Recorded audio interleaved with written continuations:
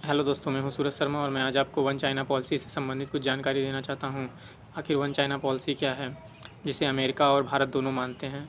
One China policy का मतलब ये है कि चाइना और ताइवान दोनों एक ही देश हैं, वो अलग अलग नहीं हैं।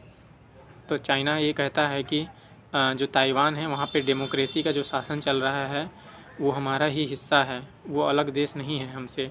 यही है वन चाइना पॉलिसी। इसीलिए भारत भी उसे अलग देश की मान्यता नहीं देता है और अमेरिका भी।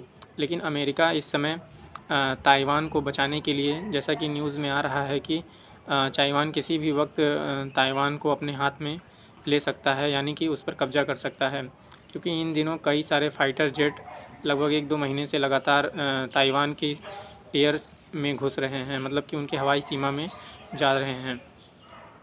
तो इसी कंडीशन की जानकारी प्राप्त करने के लिए अमेरिका की एक सीनेटर हैं जिनका नाम है नैन्सी पेलोसी, उनका दौरा होने वाला था। तो शी जिनपिंग ने जो बाइडेन से बात करते हुए कहा था कि जो लोग आग से खेलते हैं उनके हाथ अक्सर जल जाते हैं।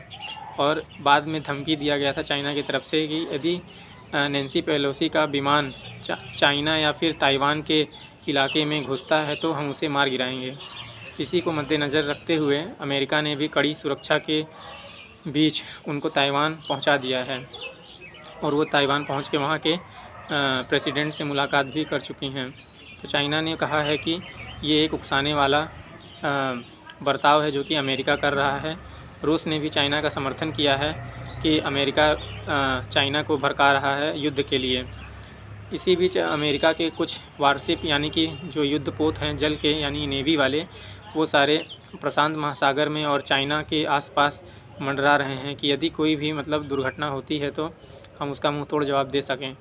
और जब नैन्सी पेलोसी का विमान हवा में आ रहा था तो उसे चारों ओर से फाइटर जेट ने घेर रखा था ताकि उस पर कोई भी मिसाइल हमला ना हो सके या फिर किसी भी द्वारा उसे मार कर गिराया ना जा सके। लेकिन चाइना की बौखलाहट है कि वो बौखलाता रह गया और नैन्सी पेलोसी ताइवान में एंट्री कर चुकी हैं। तो दोस्तों, मेरे द्वारा किया गया कार्य अगर आपको पसंद आता है तो आप मेरे चैनल को सब्सक्राइब कीजिए और लाइक कीजिए।